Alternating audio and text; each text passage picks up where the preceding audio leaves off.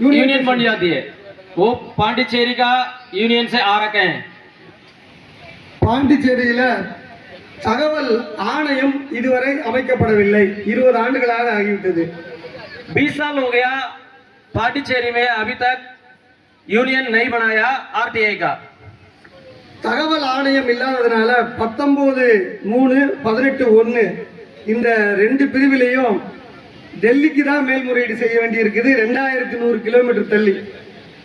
जो RTI case डालने के लिए 13 और 2 उसमें आरटीआई केस डालने के लिए 2000 किलोमीटर हम बाहर जाके फाइल करना पड़ रहा है।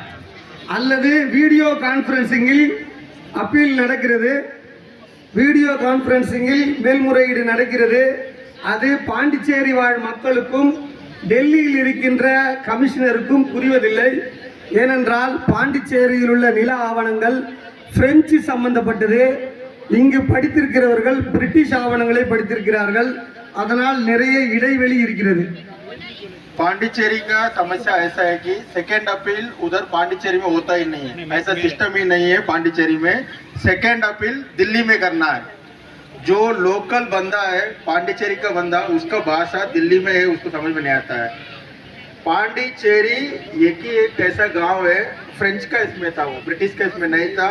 उसका जो भी समस्या सेकेंड अपील में समझने के लायक नहीं है। ये बहुत बड़ा घटना ये उधर, ये इसमें चेंजेस करना है।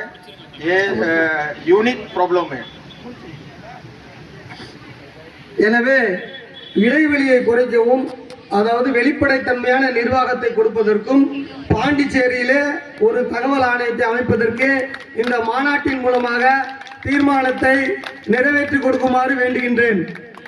पांडिचेरी में सेकेंड अपील करने के लिए एक कमीशन बनाना है, उधर ऑलरेडी नहीं है।